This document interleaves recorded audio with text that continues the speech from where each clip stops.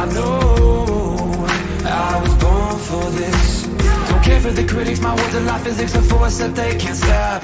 They just don't get it, I think they forget I'm not done till I'm on top. I know I was born for this. I know I was born for this. I believe we can write a story. All right. Hello, everyone. How are you doing? It's Gary Wise here. Once again, Words from the Wise. We're coming out live tonight. My voice is a little bit shot. We're back in school right now, so I'm working with the kids. It's almost like getting the shit back under away from a Liberty Port where everybody brings all their germs and they share them with each other. And then we figure it out again once we get the shit back underway. And of course, there's a lot of extra louder communication happening all throughout the day, especially when you're outside like I am with the students doing a lot of moving things. Tonight, everybody, super happy to have you here with us. I'm going to be bringing the guests on here in a minute. We're going to be having a really fun leadership conversation, talking about perseverance and resiliency. Before we get into that, just want to remind everybody, this show is sponsored by Wise Leadership Solutions right here, Ocala, Florida. If you're interested in leadership, then we're interested in getting to know you. Look us up. We're around, right? We're in the North Central Florida area, if you will. Also, happy to be a part of the Ocala Church of Hope. We're going to be going to 3 services starting this Sunday. I believe it's going to be an 8:30 service, a 10 o'clock service, and I believe it's an 11:30 service.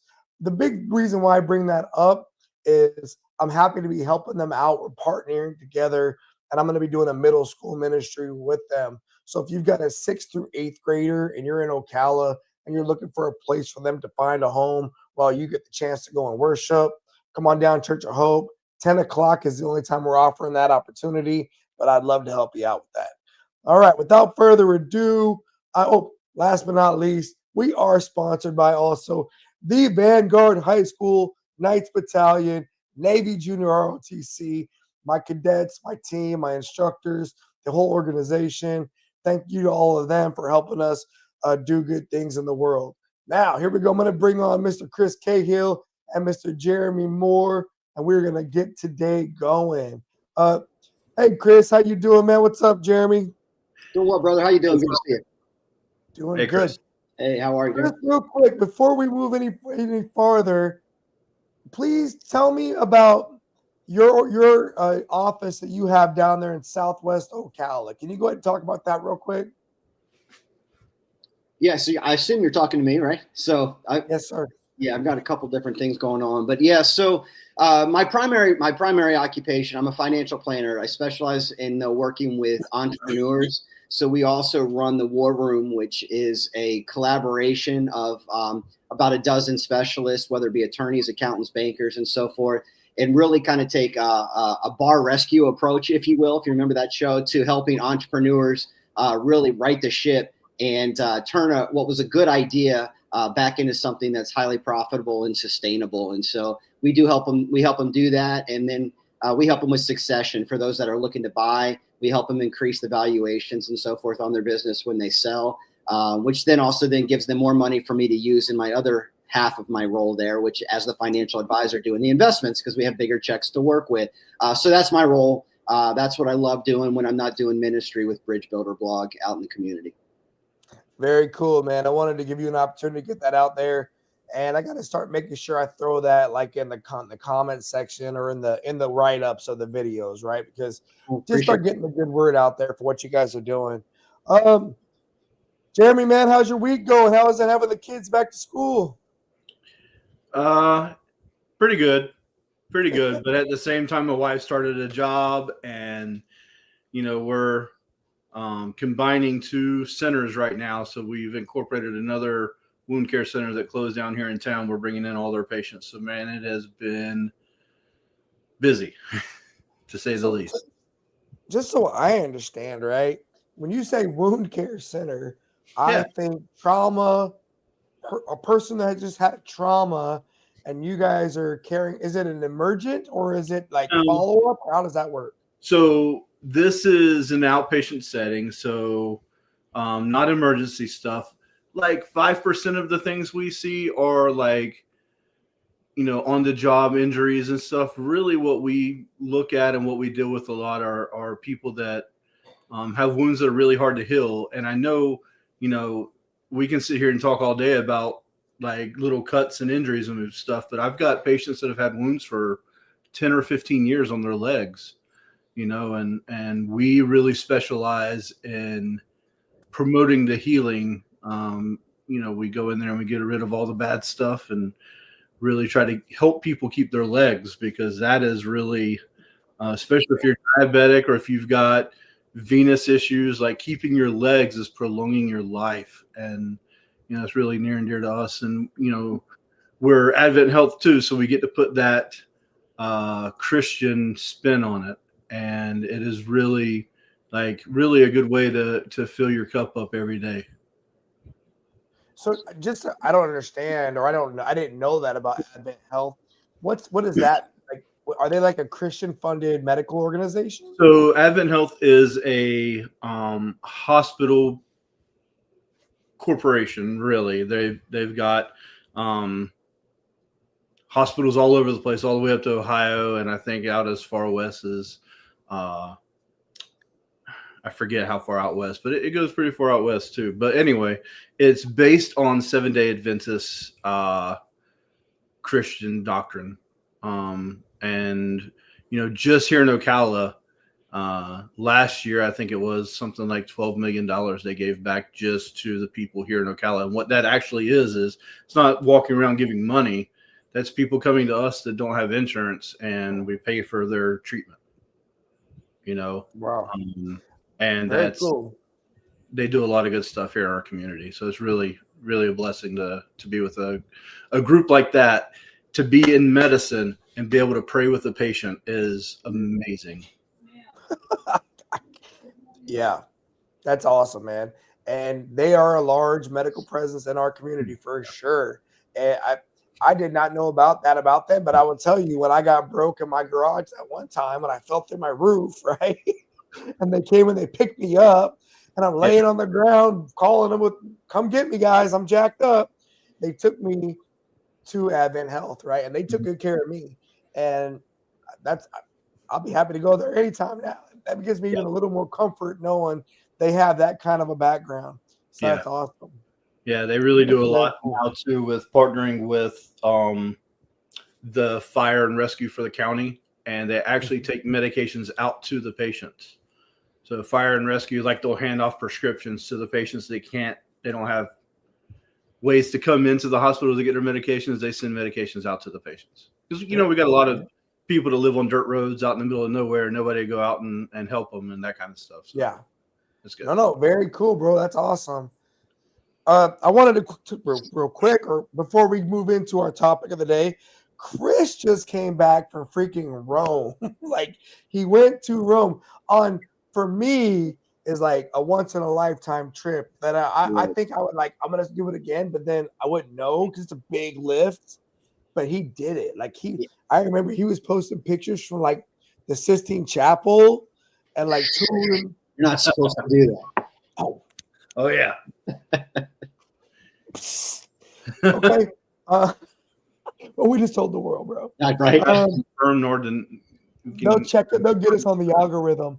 And Chris, you were actually going to explain to me real quick, and I figured I'll just ask right now, because why not share with the world? Because I don't know, and I like to learn stuff. I was asking Chris, I said, I understand how the Greeks got access to Christian beliefs, theology quickly. And he was telling me about the role they played, and especially early doctrine for like the New Testament. But then I guess what I don't understand, or what I don't know yet, is how the Romans, I know the whole idea about the king made the Bible by having the freaking group of people that came together and said, this is what's going to go. Oh, that's later. Okay, so how did the Greeks stay Christian, and then did the Romans absorb it, or how did that work, bro? So you got to read my book, The Great Deception, because it's an entire story about how that happened, but it's done in a very Da Vinci Code kind of action adventure kind of way. So you'll have to read that book, man. It's on Amazon. Tell your fans. But we gotta put that in the notes too. I'll put that in the notes for the video. It's really cool. So I'll try to give you a very short version. So everything you were talking about going to the King James and everything, that's later, right? So like we talked about briefly, so you've got the Septuagint, which is in Greek, and you've got the philosophy that the Greeks brought in with Plato, Socrates, Aristotle during the 400 silent years before Matthew. So that's when you think of the New Testament, think Greek. Now, essentially, the Romans initially, as you know, considering that, martyring people, St. Peter and everything else. So they did not like the Christians. The Christians were bringing they were troublemakers because the Romans want to be in control of everything. And these Christians were like, you're not in control of us. Our God is bigger, better than you. And they didn't like that. So they were persecuting Christians. And then it was essentially a power play. So what you end up having Constantine, right? So he's an emperor, and you've got Constantine. He's going to battle, and I'm super simplifying a lot of this. So any theology nerd who want to argue with me, we can have a better conversation. But this is the short answer. Constantine is going to battle, and I think the bridge was like the Milan Bridge or something. But he was getting ready to go to a big battle, and his guys were getting all beat up, and they're like, I don't think we can win this. The history says, whether this is true or not, and I talk about this in my book, he looks up, he sees this sign that, hey, God tells him, hey, if you fight for me and you win, then I'm your God. And he tells everybody, guys, listen, the Christian God says, if we fight and we fight under his banner, we're going to win. And then we're all going to just be under God and be Christian and so forth. And there's a lot more to that. And there's a lot more behind the scenes that even the average theology channel doesn't get into. So I'm trying not to, but they end up winning. And so then he says, all right, guys, we won. Go praise Jehovah, praise Yahweh. And so then everybody's like, okay. Now some people say he made it he made Christianity the official. He didn't. He just said, you guys can all be Christian now. So you still had all these other Greek gods, and you had these Roman gods, and they were all sort of being assimilated. And then they started changing statues and renaming them. So they were like, hey, there's a statue of Zeus and Apollo and all these people. Let's call that one Peter and John and James. And so a lot of the statues that we look at now as Saint whoever were actually Greek gods that have just been repurposed. And so all of a sudden people were running around and they were able to be Christian, and they started assimilating Christianity into it, kind of like Christian or Christmas is sort of pagan, sort of Christian, however you want to argue that whole concept. Sort of the same thing was happening in Rome. And so then what ends up happening is you fast forward another emperor. He finally says, okay, great. We're gonna now make this the Roman religion. And you'll remember like Martin Luther with his 95 Theses.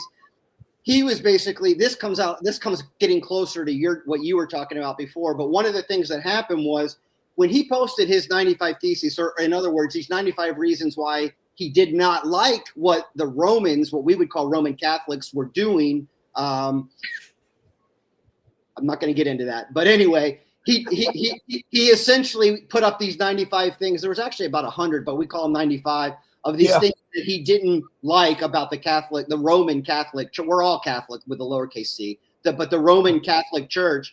And now they decided though they didn't want all of the truth to come out. So it was one of those. Let's approve of some of this as being right, so that people don't look at the bigger picture. So they were like, yeah, some of this has got grievances, but we're going to exile you. Because remember, everybody at that time now was a Roman Catholic. So they were like, we're going to exile you. You're no longer part of the church. You're a heretic, like you would be called today if you had different doctrine from your friend. And so they kick him out and they send him to go up and live in this prison tower, where he has to spend all of his time writing all these theology things, and they let him go. But really it was, hey, shut that guy up. Just tell him some of it's okay and get rid of him. And so that's what they did. Now, the people that came after him, Zwingli and Calvin and all that, obviously picked up where Martin Luther left off and expanded on his theology. And therefore you have the Protestant Reformation. In other words, reforming the church outside of those Roman traditions that got assimilated back in. And so that created a schism between the Roman Catholics that followed the ancient church that was apostolic from one apostle to the next generation to the next, and then you had the Protestants who were like, yeah, we don't care about that. we want to follow theology because we stand on scripture alone. And then it was, well, do we stand on the teachings of the apostles as they've been passed down, or do we stand on scripture alone? And you end up with the schism between the Roman Catholics and the Protestants. And then we could go on forever about how many times that splits. But that's the short, not exactly perfectly tied up answer. Hey, you know what, man? Thank you for that. I think it's interesting. I just do. I think the world is an interesting place. We're all the sum of all these decisions of all the people that went before us. And then for you to go visit this, I mean, truly historic, truly sacred place. I got to see where St. Peter was martyred. I got to see where Caligula, the emperor, the crazy emperor that was killing everybody, was buried, where Nero, when Rome went up on fire, where he lived. It was just amazing stuff, man. Yeah, no, it's world history, but it's cultural history. It's all kinds of stuff, right? So very cool. Thank you for sharing with us. Jeremy, did you know half that stuff already, or is any of that new to you, bro? No, I've heard some of it before. I kind of feel handicapped sometimes because I feel like I'm not quite as scholarly as I should be, obviously, about the Bible. I don't think any of us, quite fit up to where we should be, by no means. But yeah, I definitely feel like I'm at a deficit when I'm in the room with you guys. So, but no, I've heard some of that. Some of it I've heard more on the, like through school and stuff like that, like in theology and stuff. I heard a lot of this from the non-Christian aspect and how it kind of changed. And, I've even heard that it's still the only place really you can see the Roman Empire in effect is kind of just right smack dab in Rome. You get to kind of live with that, that history right there. So it's really cool. It's like New York on one street, you turn the corner and it's 2,000-year-old cathedral stuff and everything. It's crazy. I hope I get to see stuff like that one day. That's my goal too. We're making our first non-government funded trip this year, and we're going to Greece. So we're excited. Oh, that's my next bucket list. Yeah. So we're excited. We're going to Greece, but I want to go to Italy and Rome and see some of these places, see some of this history. And I hope that, Jerusalem will get safe at some point enough for that's on my list too to go, Yeah. And if you know anything about the Orthodox smaller leg of Christianity, there's a schism even before all this between the Greek Orthodox and then the Roman Catholics. And they both believe that they're the only Catholic church. Yeah. More recently, in the last maybe 10, 20 years, they've tried to extend olive branches. And I heard somewhere where they said that the Protestants get mad at the Catholics get mad at the Protestants, and the Orthodox hate everybody. And they're very because they think everything that Rome did was wrong, and so they're the only real church. And that's an argument you could get into. Meanwhile, in the West, we're just having a party at church, bro. Yeah, right. Meanwhile, why I think all of that's interesting, besides, of course, my belief system, my faith system, and trying to better understand things so I can explain it when I get opportunities to talk with people, right? But then also, I believe leadership has a lot in common with theology, because people that minister and people that spread a message, communication and influence are my two main pillars of leadership, right? And depending upon why you have the skills and why you're using them, it could either be good or bad. But if you can communicate effectively and be influential, you'll probably find some success in the space of leadership, right? Mm-hmm. And when I look at the world and how it's been shaped, you've got to give it up for religion, whether organized or unorganized, whether official or unofficial. And a lot of those people, not just being about being theological, but they were also very culturally relevant in their day to affect large-scale change for entire generations of people, right? And so very interesting stuff, man. That's part of what I'm interested in. Okay, let's get out of this one. Let's get into today's. Today, Jeremy, was it you and I that was talking, and we had the perseverance word came up? Was that with us doing that? Yeah, I think that was the last live. Okay, yeah, because we did we did one on like ownership. We did one on like accountability. And I'm trying to think about how can I come after leadership and not always say the same thing over and over again, Right. right? Because it becomes almost like repetition where it's like, just do the thing, bro. Like it's not rocket science. Just do it. And David Goggins, like, who's going to carry the boats? Who's going to carry the logs? And while I know that that's true, I also know that we might always get a new set of ears every time we talk. And that may be the first time they ever hear the sounds of our voice. So it's like, how can we move the conversation forward, but then also send it backwards to help the people that took on, hey, ownership, accountability, authority. And when the word perseverance came up last time, man, it really hit me hard because something about that word, I think I even said it in the conversation. I was like, and she persevered. I don't know where I got that from. Mhm. I learned it somewhere in my life in a story about a lady who just continued to survive, right? And it wasn't sexy, it wasn't spectacular. She just freaking persevered, man.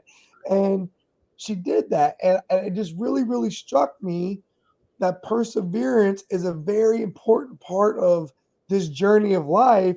And I feel like in 2025, we talk a lot about resiliency, and perseverance doesn't always get brought up. As I did my research, I found some interesting things. So for tonight's conversation, Chris, you're going to be my perseverance guy, Okay. right? You're going to be my advocate for I perseverance, prefer perseverance. right? And Jeremy, you're going to be my resiliency guy.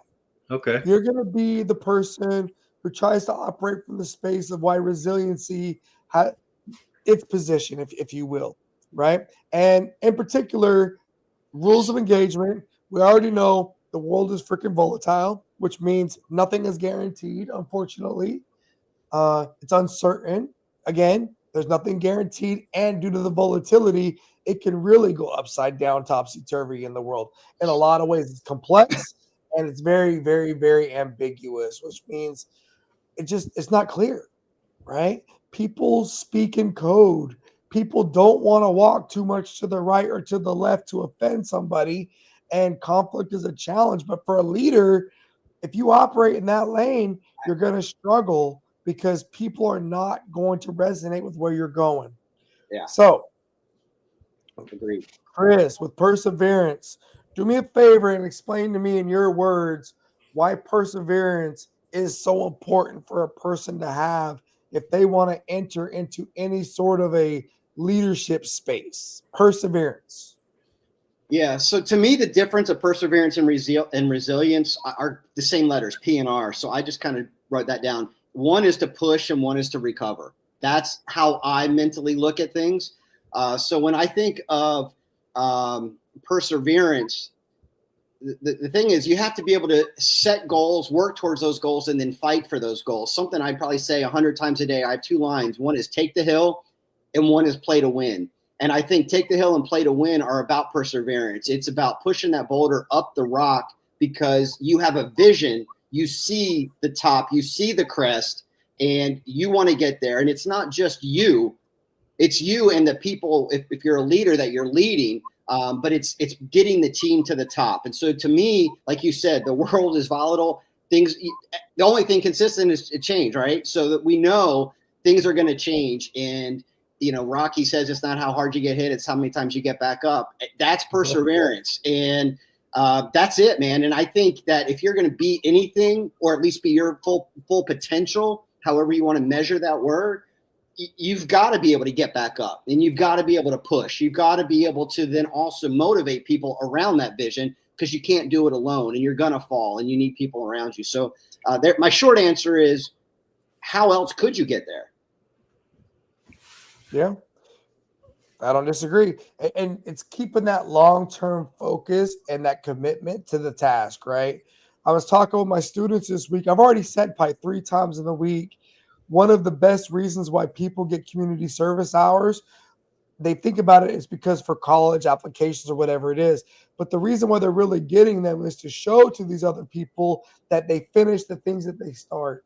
And by that is a quantifiable thing that a teenager can show to somebody that they did a certain task, right? So that's and people throughout the world are looking for ways to continuously show that they're continuing the journey and the perseverance. Okay, Jeremy, for resiliency, what do you see as the most important reasons for resiliency in the world? Not really in contrast to perseverance, but just resiliency on its own merits. Well, I think that resiliency is what has come from perseverance. It's the other side of that. It's that bounce back ability, that resilience, and it's kind of like if you get knocked back down, or you do anything after a while, you start to develop calluses, you start to get better at it. You don't just walk out your front door and go run 10 miles. You had to build up to that at some point, or you just don't know when to say no. And either way, you're showing that resiliency that you can, after you've persevered, after you've pushed through everything and you've given your all, and it didn't come easy, you fought, it makes you that much stronger. Just like none of us are the same people we were yesterday. None of us are the same people we were 20 years ago. When you look back and you're like, how did I get here? We're not the same people. And that's because of all of our history, that building that resiliency to just thrive, and you got to have that bounce back ability. I agree. And I want to go back to that box of the Rocky analogy, right? Because there is so much you can learn from watching a Rocky movie if you really analyze it, right? I don't know that they meant to do it, but God, there's a lot in there, everyone. Mm-hmm. And for me, the perseverance is when he keeps walking into the dang fist, right? My dad used to be like, quit blocking with your forehead, man, Doug. Right? But he just kept running at it. The resiliency was when he'd be laying on the ground thinking of Mickey. And Mickey be, get up, you son of a gun. I didn't hear no bell. Yeah. You got one more round in you, right? That's that resiliency. And then he gets back on his feet. My favorite Rocky movie, and this is not popular by any stretch of the imagination, but I'm a Rocky V guy, right? I'm the street fight. That's my jungle, bro. I'm not the guy that wants to be in the ring. I'm short. I'm small. I've never fought somebody my size. I'm coming at you. I love the innovation he used. I loved the way he creatively used all kinds of different things to his leverage. And it just really, really showed me that he could have that resilience. And he says, hey, yo, Tommy, I didn't hear no bell. One more round. Yeah. I remember being a kid at Thanksgiving. I got goosebumps, man. I got goosebumps. Me too. I'd love. Yeah. And so they are so combined, right? But I feel like in pop culture or in leadership culture, people seem to forget about the role of perseverance. They talk so much about the resiliency piece, but they don't talk about, because perseverance is not sexy, man. It's not Mickey in your ear. It's getting punched in the face and not stopping. Right? So I had somebody say to me today, we got off a phone call and they texted me and they said, Chris, I'm worried about you. After the phone call. And I wrote back and I said, why? I'm happier than I've been in 10 years. And she said to me, well, it just seems that you just keep boxing people out. And I was like, here's the thing though. I looked around and I realized that only probably 10%, I remember I showed you my 5 Fs and I decided I was going to live by that. And if you didn't hold yourself to those standards, I wasn't going to have you in my life, because you become what you're around. And so I was like, I'm not boxing people out to be rude. If they come to me and need help, I'm the first person. I mean, you know me, I'm doing charity work every week. I love helping people, but I'm not going to surround myself regularly. And I didn't mean that as an insult to that person either. But the point was, you don't have that perseverance. You wake up, and if you're having a bad day, you want to roll over and hit the snooze bar or whatever. And I started this workout program. I showed you some pictures of it. I'm down like 28 pounds right now since May. And that's hard work. Every night when I get off with this, I'm going to go to the gym again for an hour and a half every night. And I started with a bunch of people, and they're all gone. Where's the perseverance? I looked up the statistics, and it said that only about 10% of people that start working out will still be working out in a year. And I'm like, well, that's true. I watched it, but that's just a sample size of perseverance. I would say in the world, probably 10% of people are actually, hey, Rocky, I didn't hear no bell. I live like that. Take the hill. But I don't think most people do. I think most people are trying to find the path of least resistance to get through the day and get back to bed. That's what it feels like. And to that is the crux of the conversation. Cool. Right? And that is exactly it.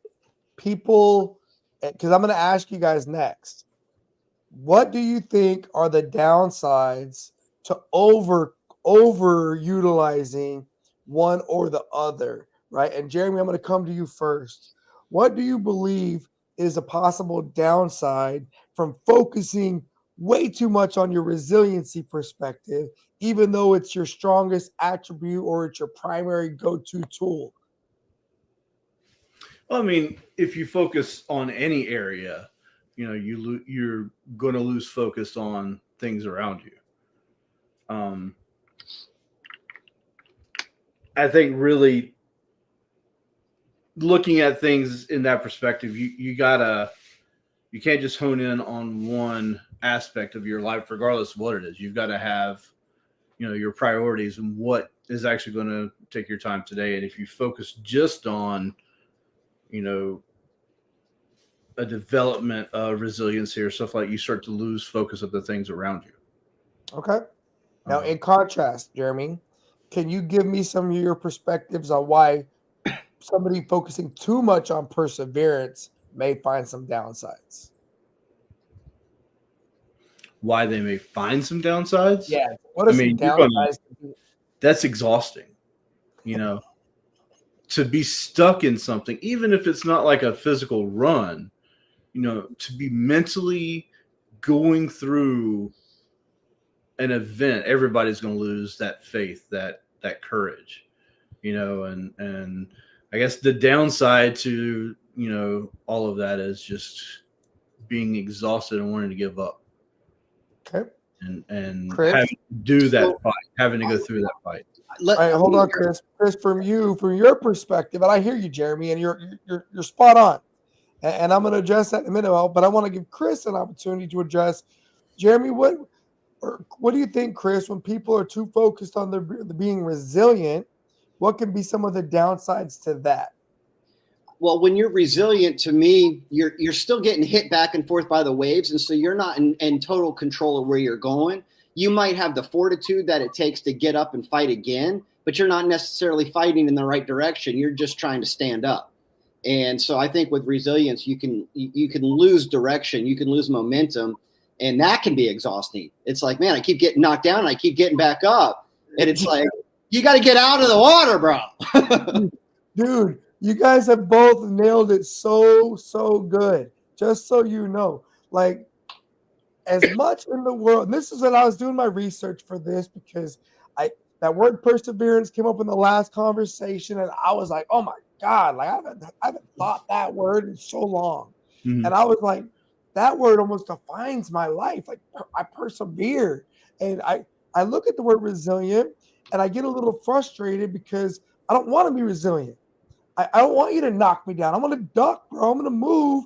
I'm going to do some of that cool Rocky stuff, and I'm going to keep moving, right? I don't want to get knocked backwards, and I'm proud that I have that stuff in me to get me back up again.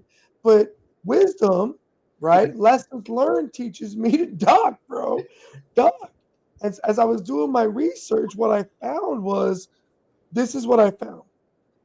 So number one, resiliency sells more, which is why it's become more of a big deal, because people, unfortunately, when they over leverage resiliency, they become complacent.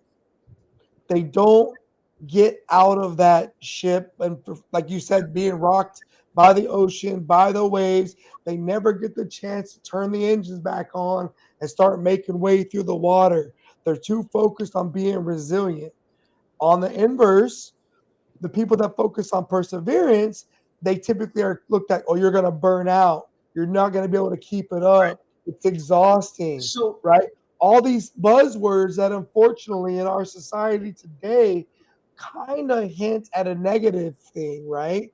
Because people are more worried about helping people back up than they are cheering the guy on that's running full steam ahead. So Yes. Right? And you are speaking right into my heart right now, because every time I come home from work, I say what you're saying every night for the last 30 years to my wife, 27 years to my wife, and I can see a list of faces, just like a photo book coming up right now, and everybody says to me, Chris, I've had people try to like join my team, and a week later they're like, I can't keep up with you, I'm tired. But then I'm like, good, you're out. And you've heard me say that. I'm very quick to say, you're out. I don't care. I'm not slowing my pace down, and I have things that I want to do. But I will say this about perseverance, where it does come back to bite me. As a man of faith, I realize with perseverance, sometimes I end up, before I know it, I look back and I'm like, man, for the last 2, 3, 4, 5 weeks, I've been running my way with my strength instead of God's way with obedience. Yeah. And there's a balance there. It doesn't mean not hard work, but as men of faith, you know the difference between hard work God's way and stubborn hard work your way. And sometimes I get blinded by my own perseverance, and it becomes perseverance is probably my number one positive trait. But it also is the thing that keeps me sometimes out of God's will. And I look back and I'm like, ooh, I've been fighting this hill, and God's over here going, are you done now? Are you done now? Are you done now? I mean, how many times have you looked? I mean, we've all had that love in our life, that puppy love or that first love, or even that first job or something. You're like, man, that's, I love this. And you fight so hard and, to the resistance that's in your way, and not feeling that in your heart or taking that chance because you don't have that life history yet, Looking back now, you're like, man, I learned a lot from that relationship that I lost, or I am a completely, in a better place because I'm no longer resistant to God's will, And, was it Garth Brooks? Like, could have missed the fame, but would have had to miss the dance. Oh yeah. Or that other song where it's like, thank God for unanswered prayers. Another one. Just that concept is so powerful because that is the answer, right? The answer is no, bro. the answer is no. Not louder. No. Yeah. And when you're a parent or when you're a leader, sometimes you gotta say no. You gotta say no. And you don't always get to be the nice one, right? And sometimes you got to play that role. And man, you guys, spot on. And as I was thinking about all this, and to your point, Chris, if my left hand is perseverance, my right hand is freaking resiliency, my heart's got to be faith, right? And then my brain, or the third part of this, as I was doing my research, it's adaptability. Mm-hmm. And it's learning how to adapt to what the situation is providing you, what the things are on the ground, and how do you best move forward, leveraging. Hopefully you have both of these skills. Hopefully you have resiliency, and you can get back up again. Mm-hmm. And if you don't, that's like when I listen to guys like Goggins, they really inspire me because he talks about the cookie jar, right? He's got all these things in this cookie jar that just fuel him. That time I got picked on when I was 5. Oh yeah, I'm gonna remember that time. I'm gonna get up, right? Or that time I didn't get picked for an opportunity or a team. He's got these go-to things, and it may not be the most healthy thing, but it works for him, right? Some people might go to prayer and figure that out. Some people might go to. I love creating an opposition in my mind because I want to work harder for whatever that reason is. I think we're just meant to push the rock up. I'd rather hike uphill all day than walk downhill. Just period. Me too. I'll create a problem just to solve it. But then on the other side of that, persistence is you've got to be dogged about it, right? You cannot stop. It's not going to come easy. It's not going to come fast.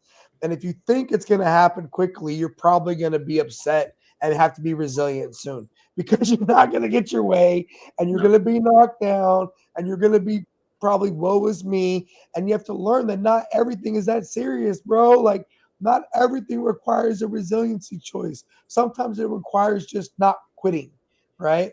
And adaptability is that piece that helps you to get there. And so that was something I want to share with the listeners. I wanted to share with you guys. And how can you learn? Here's one of my favorite adaptability stories that I learned throughout my life. A dad has a daughter, right? And the dad has a desk in his home office. And this is like old days, before technology, before cell phones. This is dad is working from home, and his office is like this sanctuary for the daughter, right? It is like this special place that is her dad's space, and she just Mhm. loves even the honor of coming in there. And she sees his desk put together the way that it is. And then one day the dad comes in and he changes the desk around. And the daughter gets so upset. She's like heartbroken. She's like, "You ruined it. You ruined. You ruined." He said, "I ruined what?" She said, "You ruined the desk. It doesn't go that way.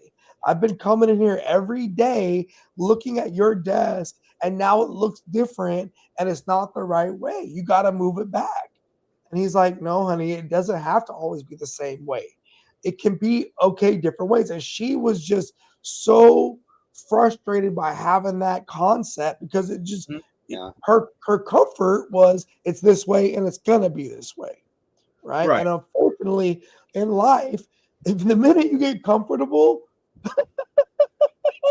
God says, "Hold on, here it comes." My mom says, "You want to hear God laugh? Tell him you got a plan." Yeah. Right. Yeah. Yeah. So Right? Because yippee-ki-yay, here goes. I got a real life analogy that made me think about this, and a lesson for leaders that I learned the hard way multiple times, and I didn't think I've got it now. I hope. So I was a coxswain for a short period of time, and we would train in Okinawa, and we would go out to the mile marker, and we get dropped off in these little Zodiac boats and so forth. And I was driving the boat. We had to assemble them real quick in the water, and then we'd start swimming to shore and bring the scout swimmers out and stuff. And so We know it well. yeah, okay. So as we were coming in, there was a tower. Essentially, think of it like a lighthouse that we could see, which was essentially our marker from a mile out. Now, as we went there, though, in our little flying V mighty duck wedge, we weren't going to take a straight line. We had to maneuver back and forth like this. Now, as coxswains, we knew that. The scout swimmers didn't all know that. They had a different job. They just knew we were transport. We got them where they needed to go. But I remember one night, it's cold, it's raining, the waves are going, we're jumping, we're doing our thing, trying to hold a V tight. And I remember one of the swimmers up there, and he's using some choice words, and he was like, basically, because they're getting bounced around and everything, because we would turn and go against the waves, and they'd come slapping down and hit the gunnel and stuff. And I remember him yelling back at me as if it was my fault that we're in water. But you're a Marine, bro. You're in water. So, but anyway, he's yelling back at me, and I'm yelling back at him. Whatever. So, Yeah. but we're doing our thing. But here's the thing: as a coxswain, I knew the drill. I knew what we were doing, and so and this is the leadership lesson. The light, if you will, is a straight line. But we were going in a pattern like this to get there, even around sometimes reefs and stuff like that. And as we're doing that, to them, you guys are going all over the place. I thought, think of it as a business decision. I thought we were all going left. This week, now all of a sudden, everybody's got to go right. What does management even know? They don't know what they're doing. Every week, they got a new idea. And from the rank and file position, they don't recognize the leader has a straight path, and it might be 12 months out, but the adaptation is going to go like this as we get there, and we have to make you adapt and overcome instantly in the moment and course correct to get back to the light. And so many times I don't communicate well enough to the rank and file, and what ends up happening is a month goes by and I hear murmurings, man, every week Chris is going a different direction. I'm thinking, look how close we are to the peak. We're almost there. And they're thinking, we're all over the place. And I'm like, you will see that we're right about at the lighthouse. And all you think is we're going left and right and left and right. And so I've learned, after being burned many times from just assuming everybody else understands that you have to communicate that to most people. Yeah. And I'll tell you, in order for that whole thing to work out, and everything you said is spot on. That was a great analogy. Trust is required, right? That rescue swimmer on the bow has got to trust the coxswain is doing the best job they can do. And guess what? Your job is to suck it up in the bow, bro. because Yeah. that's your space. You get the water in the face, you get to deal with the bumpy ride, and it's just how it is because the mission sucks. And that's it. And you got to stay focused. And you can grouse, you can complain, you can whatever. And I still tell this to people to this day. I always say to my sailors, but now it's to my cadets, if I can tell you what's going on, I will. But if I can't, I need you to trust me because things are going on. And leaders typically have got to make decisions, and there's not always time to have a lot of meetings about why, right? And the backfill, the feedback piece is so critical, so you can have that. Now, I work through a framework here for people that are bouncing around between perseverance and resilience, right? And we gave them number one, we gave them the cheat code, which is you have to learn how to be adaptable, right? But now here's a step. And the step is these are 4 steps and they're cyclical. They go in a cycle no matter what. You've just got to decide where you're at in the cycle in order to balance the ship, in order to course correct, or get the clarity you need in this volatile, uncertain, ambiguous world to get out of the fog, right? And maybe to communicate to people, this is really where we're going through this craziness. The first step, again, it doesn't have to be the first. It's just wherever you're at in the point is step 1. And this is going to speak to Chris because he uses this word a lot, but I'm going to throw it to Jeremy first. Step 1 is you've got to be able to assess what's going on around you, and you've got to be able to align what you have. Right? I know that's your word. But we all speak the same language, right? But you got to assess. So take stock of what's going on and then align everything within your control.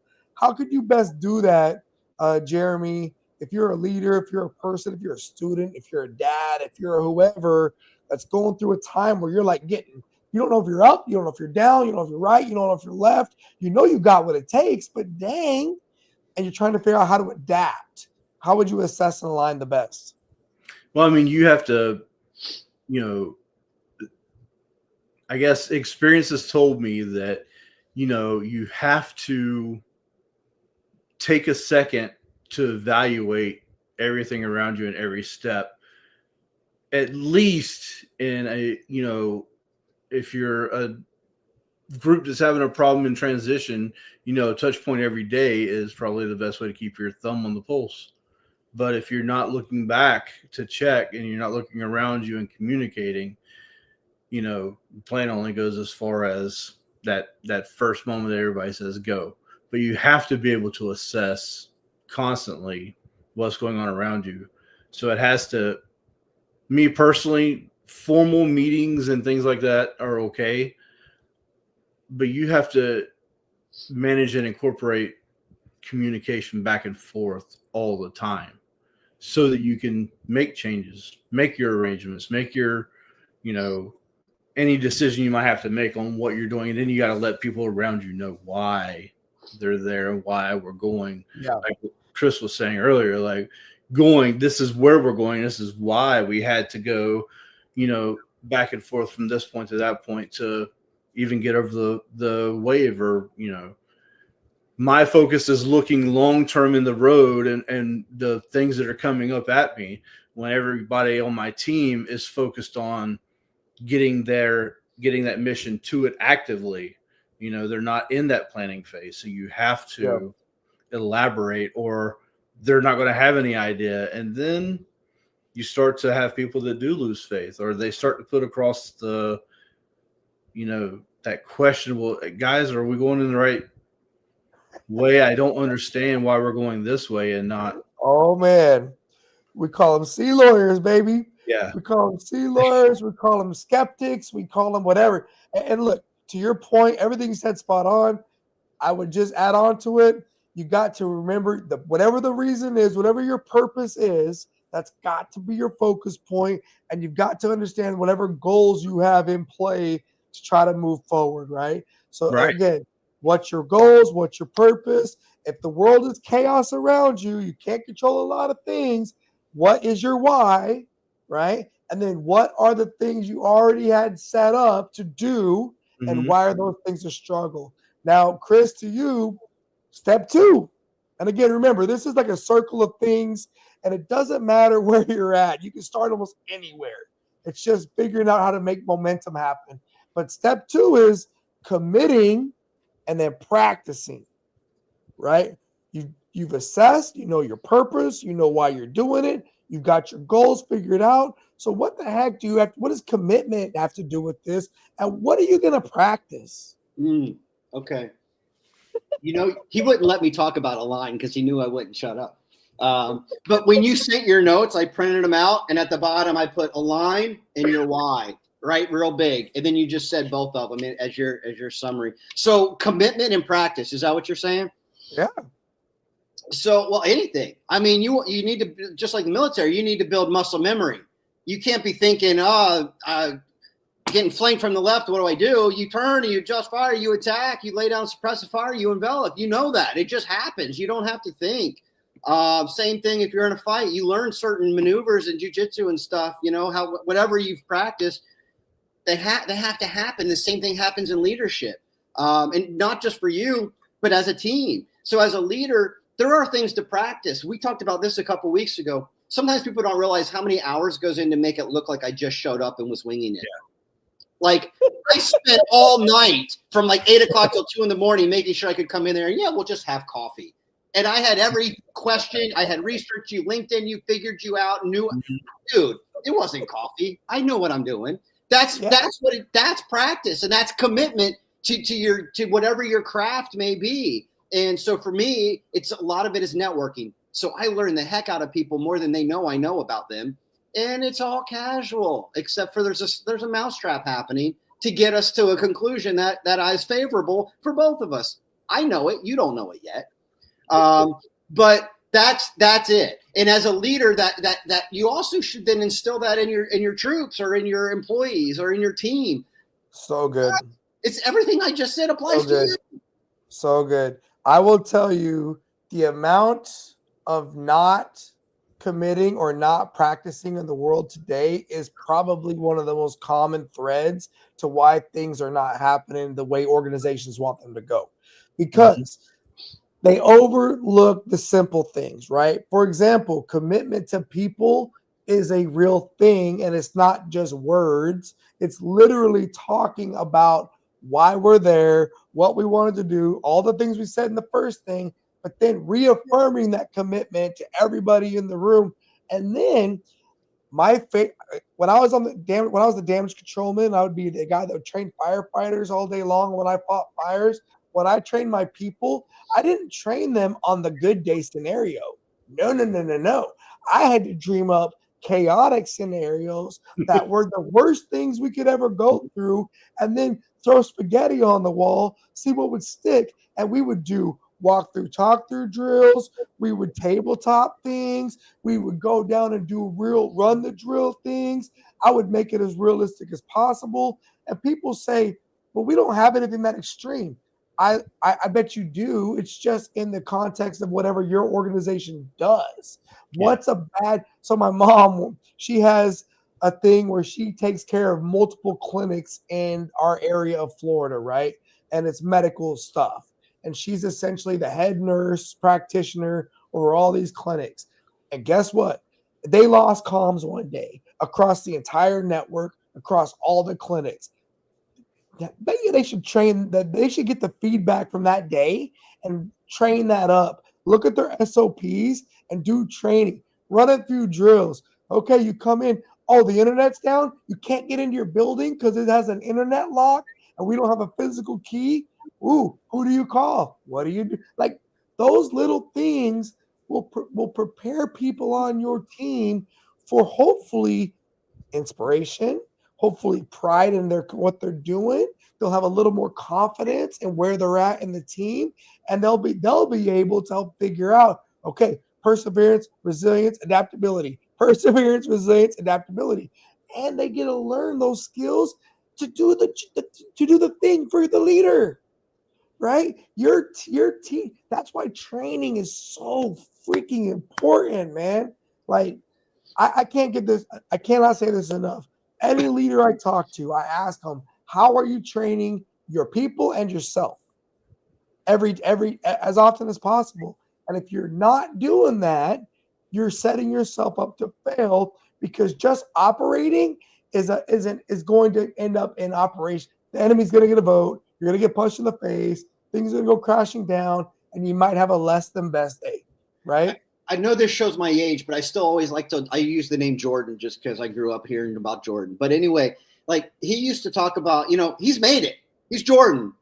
He's in it. He's got shoes. He's in the NBA. All this kind of stuff. He's made it. But he used to talk about how, and I think he's the difference. And others like him, but his name. That's the difference, though, between a real leader and everybody else. Because even when he made it, he was still there hours before everybody else, practicing free throws. He was still out doing sprint drills. He was still doing all this stuff. He didn't have to do it. His name alone could have carried him for the last how many years. And he was still outworking people that were outgunning him because of their age.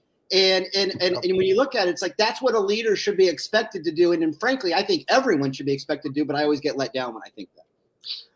Spot on. And, huge, man. Leadership by example is always going to be more valuable than leadership by commentary, right? Actions will always muffle words, and words will unfortunately never live up to your actions. And so people have got to be honest with themselves. And again, here's the process. If you're struggling as a leader and you feel like you're not doing the best, and do I'm resilient? Am I perseverant? What am I doing? Adapting? Assess and align. Assess where you're at. Take stock of what you got. Align the things that matter to you. Commit. Freaking start reps and sets, baby. Reps and sets. It's not sexy. Reps and sets. And then here's the next one. Look at your support net systems, right? What is your support systems? What is your support structures? And shore them up.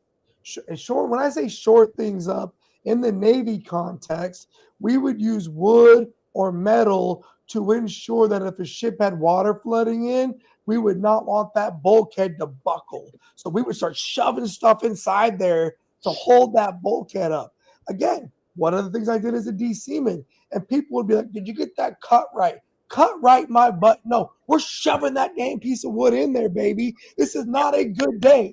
This is not a good day. It's a bad day. It's way, way bad. We're trying to survive. I don't want that bulkhead to rupture. I don't want that door to spring open. So we're going to shore it up with shoring to help ensure the structure stays sound. So look for shoring support, figure out your support network, and then focus on sustainment. Sustainment was my favorite part about being in the Navy, especially when I was on my aircraft carrier. Because I tell people, we could go out to wherever. Pick your coast. Doesn't matter. Whoever pissed us off, when we got there, they're going to walk outside and just think, oh, crap, they're here, right? That's number one. Because you're not going to say it's not a problem. We're a problem, period. Number two, we could do our job 24 hours a day, 7 days a week, and not miss one movie, not miss wing night on the mess decks, not miss pizza. We'll have ice cream because we can sustain all day, all night. That's part of our mission tasking, right? We'll just keep feeding it in the back and busting your butt on the bow, bro. Feeding it in the back. Yeah. The bullets never stop coming. Where do they come from? Exactly. Like that's what makes us the best. And so if you're a person who's looking to move after, you got the reps and sets in, you're committed, you got your support system solid, then how are you going to sustain this approach? Because it's going to be a hard, long fight, right? And you've got to put thought into that. And to your point about training, what's your nutrition going to look like? What's your hydration going to look like? What's your work schedule and your workout schedule and balance with the family going to look like? Because all those things are going to be part of the conversation. And when any good operator knows, and when I say operator, I mean a person that takes on operations and make things happen. I'm not trying to be super military on that term, right? But they know how you end is more important than almost anything else, because then you reverse engineer it and then you work the plan. Last but not least, y'all, right? The last step, and it's this one.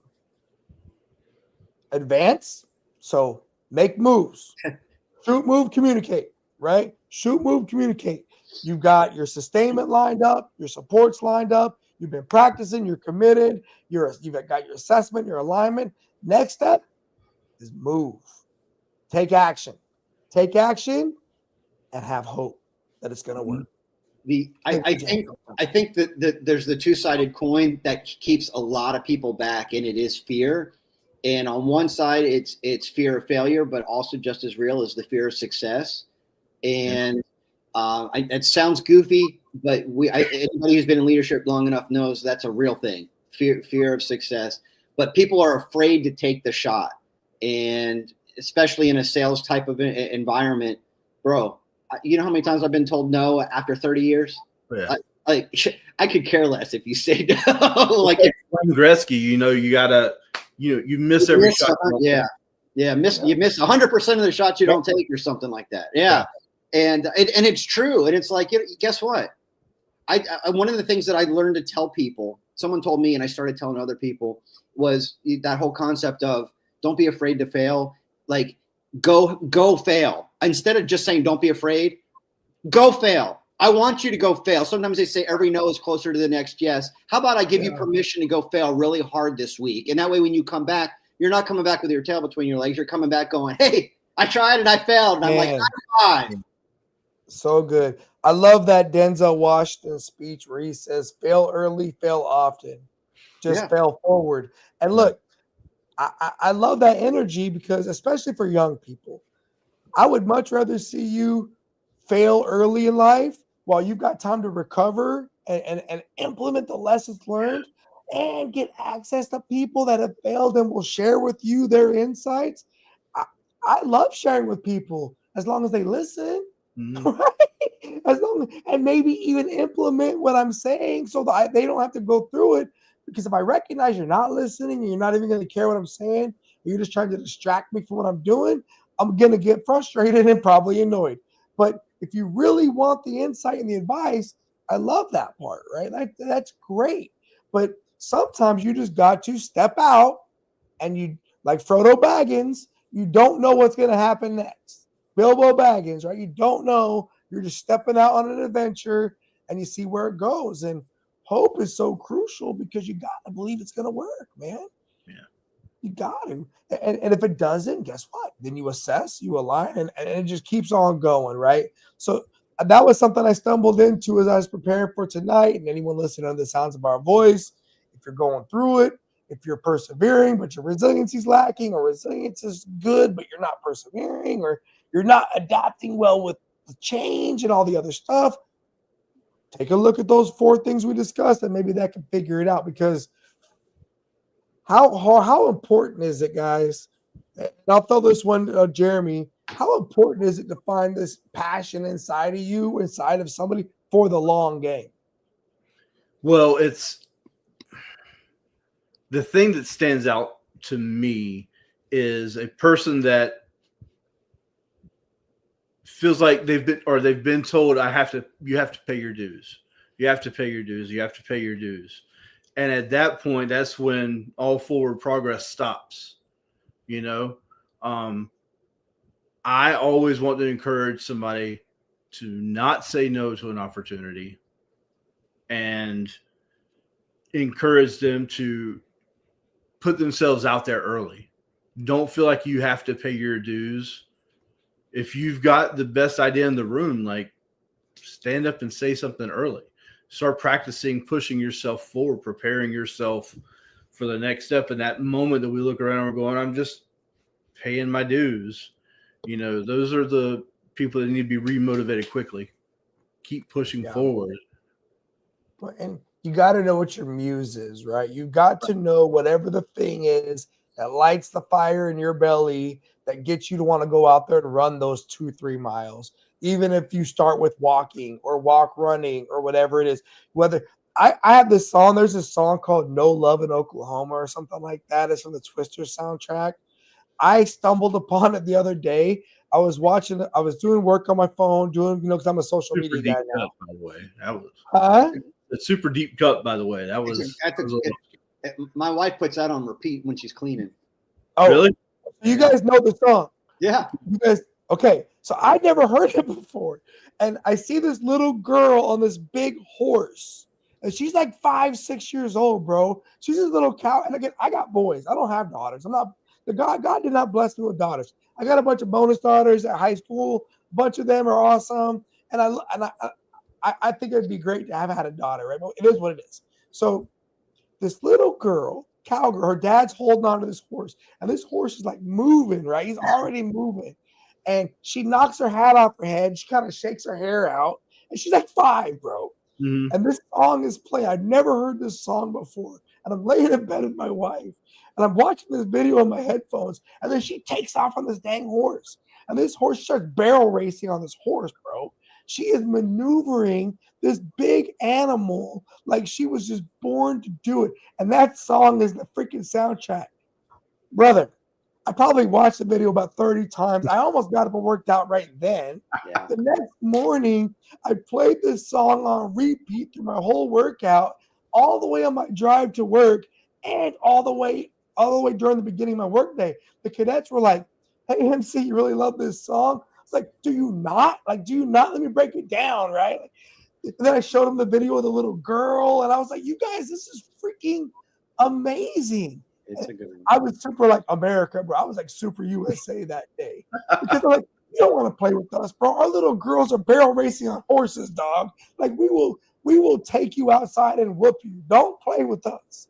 And listen to this song. And I just having things that get you excited to be alive, man, most valuable things in the world. Yeah. Right. And I feel like if a person's struggling on finding those things, that's a concern because they're everywhere. Mhm. They really are, right? And you just got to be looking for them. You got to be listening for them, and then you got to catch on to them. And Chris, I'll see you post sometimes after you work out, and you'll post like the rock group you were listening to, or whatever it was, right? And I know that's one of Chris's go-to. Like he'll put that on, and it will put him in a space where he'll be 18 years old again, him against the world, and here we go, right? Yeah. And for me, having that passion, having the ability to ignite that, super huge. Having the ability to commit to deliberately making reps and sets, right? If I said I'm gonna get up at a certain time, I'm gonna do it. And if I don't, it's a fail. And I'm gonna feel bad about it all day, right? And that's hard to be Jocko, when Jocko posts every morning the freaking picture of the time on his watch every morning at 4:30, at first I was just like, that's an interesting thing to do. Years and years later, bro still does it every day, like clockwork. And he leverages all the people that pay attention to him as his inspiration to continue to lead that strong lifestyle, right? Which is hard. Man, great conversation, guys. I think we can talk about this all night long. As I move forward to kind of wrap this one up, any takeaways for you guys? Like, this is a good one. Yeah, no, this was a good one. I think the biggest thing is for me is the lesson and the thing that I'm kind of just going through in this season of my life. It comes back to everything you said is right, but not everybody's willing to walk in it. And leaders do, leaders inevitably they automatically do. And then they work to get better at it. They practice, they do the reps and sets to get better and better because it's their calling.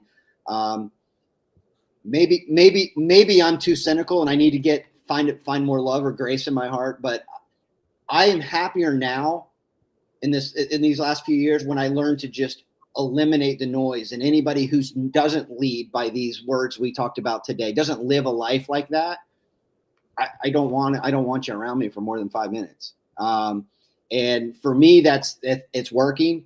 That maybe my pendulum has swung a little too far to one side and I need to find balance and grace. I don't know. I'm struggling through that, I guess, but I'm not really struggling. I'm happy with it. It's tough, man. Do you mind if I provide some feedback? I would love to hear it. Okay. Because I get it. Trust me, I get it, man. And Jeremy can speak to the same thing. The Chiefs mess and the Navy, we put a lot of stock on working with as a team and relying upon each other and all these things. But then not everyone always pulls their weight, right? Not everyone is always doing the best. And it becomes hard because it's like we're sitting at the same table, we're eating the same food, we're getting the same things, but I don't see you doing with me the things that I'm doing.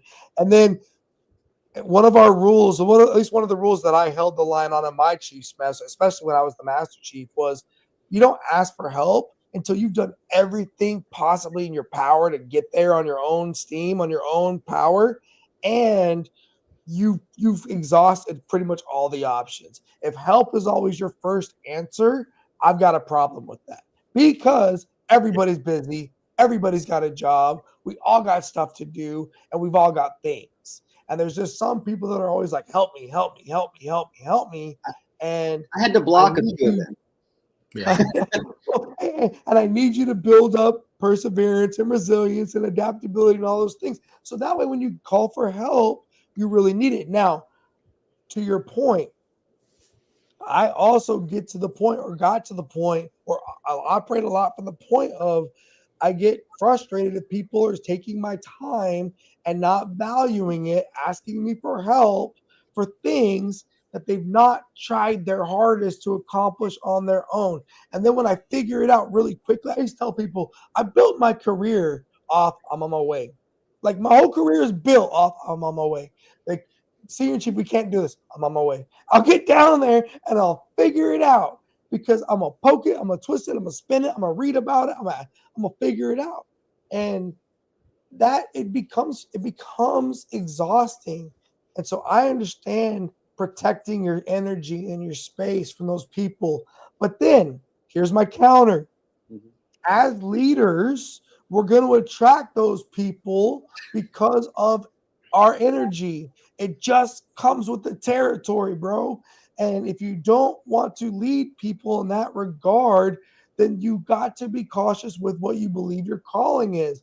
You might not be meant to be a leader. You might be meant to be more like a strategist or more like a different role. There's other roles out there where you don't have to deal with the people, but leaders are, and that you told me that one time, you're like, Gary, I don't want to lead a large team. I want people that all want to work, all do the thing, and they can all take care of themselves in particular. The problem is you are a leader and you attract those people, and the communication piece is the challenge, is how do I coach them up to being able to do it on their own and not always need energy for me to accomplish what I think to be as a simple task. And here's the third and final part. And this is where I believe, because you're such an entrepreneur, you are, and that's okay, because I am too, even though I'm broke and not making any money from it. I've never needed them. I never did it for the money. I did it for the goal, right?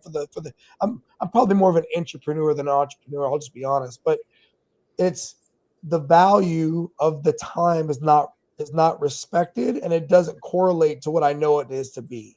And that's where it gets to be frustrated, because now it's like, okay, if you're not going to do the best on your own and you're going to ask me for my time, at what point do I start to get equal and fair compensation for that trade?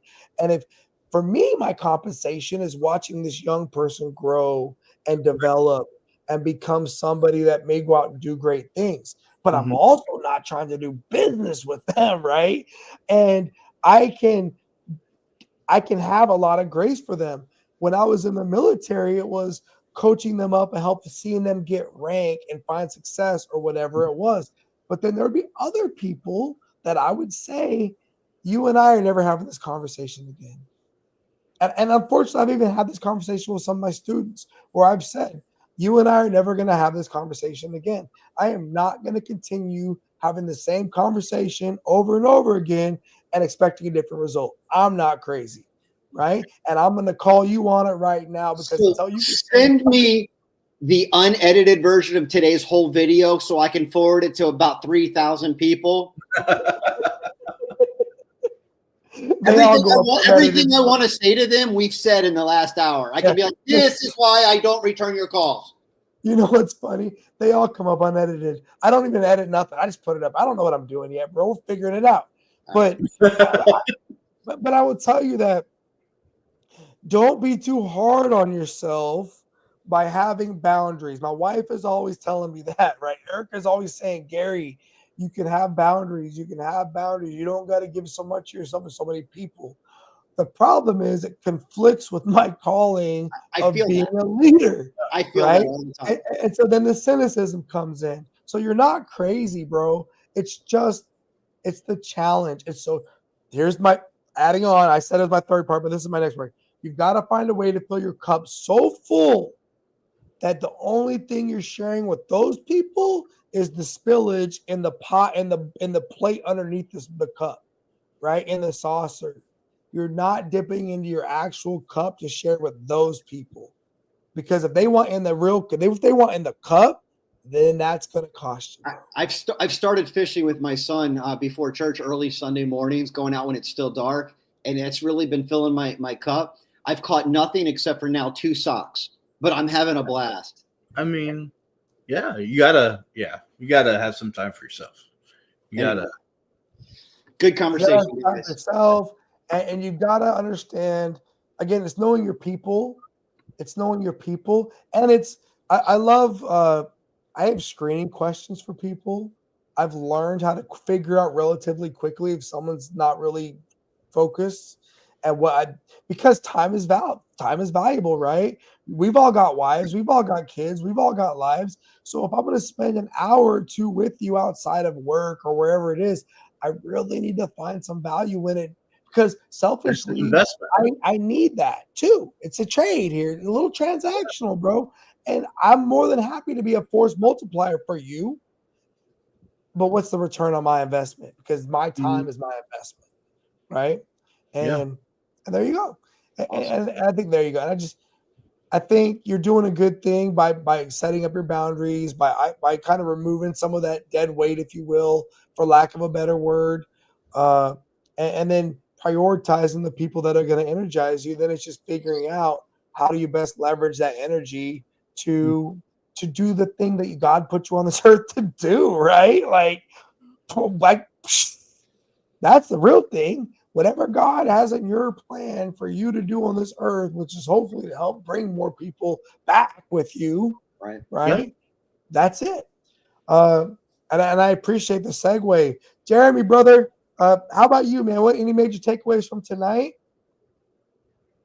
No, I think that you were talking about investing in others, and we hinted upon earlier, like investing in yourself and pushing forward. And I think, I was told very early on that the Chiefs mess, and it can be translated around you. It's a bank.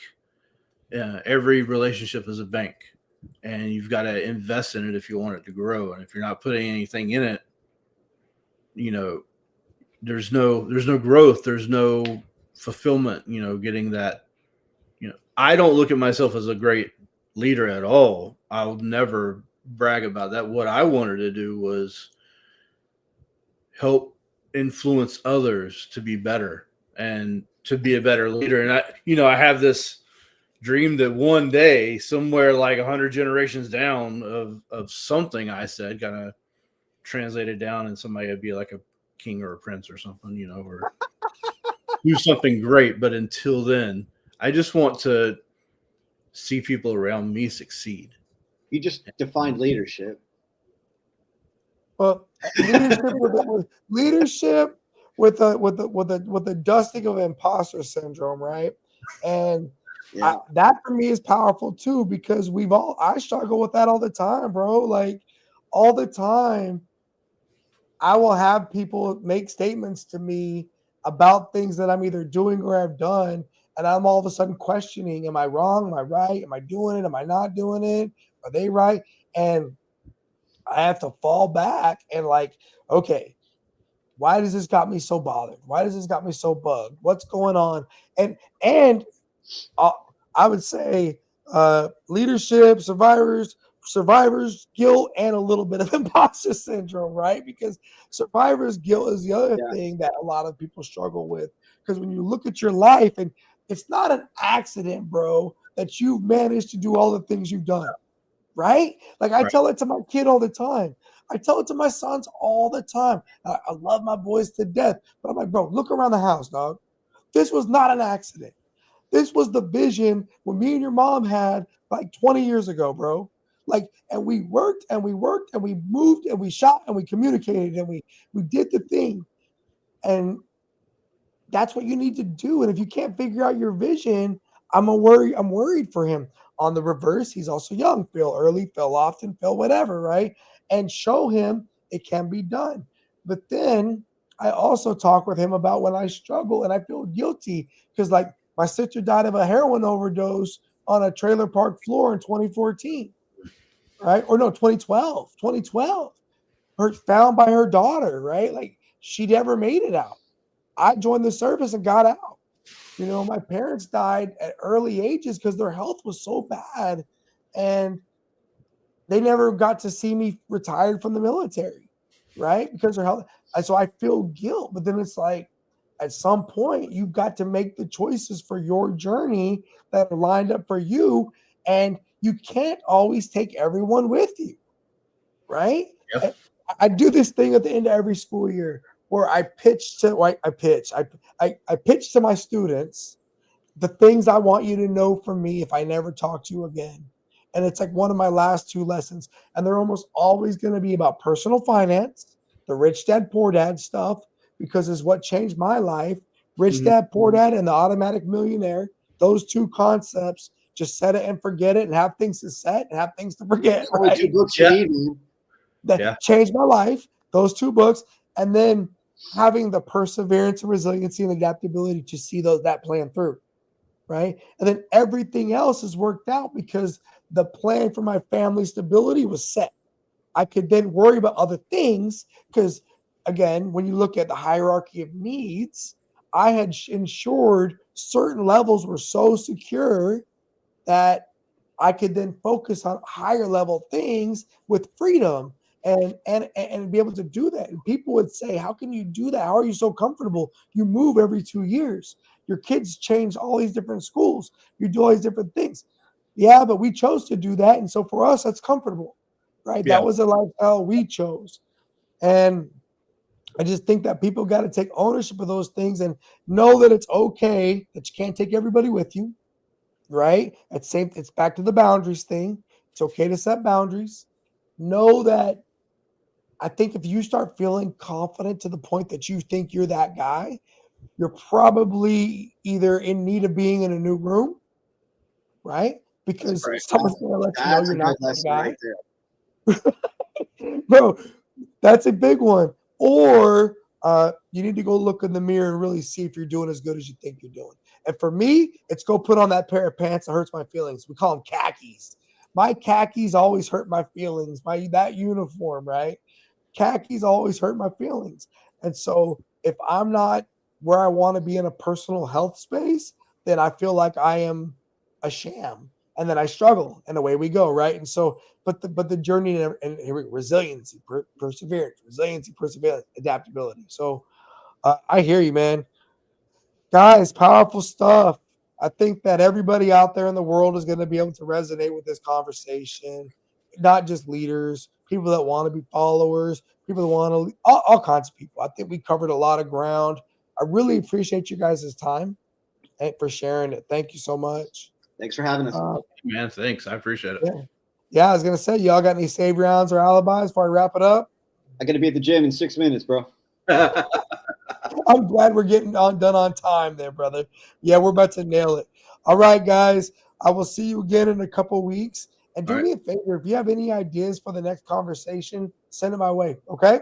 You got it. Thank you. All right, guys. I'll see you later. Thank you, everybody. Bye. And I know I was born for this. I know I was born for this. Don't care for the critics, my words are like physics, a force that they can't stop. They just don't get it, I think they forget I'm not done till I'm on top. I know I was born for this. I know I was born for this.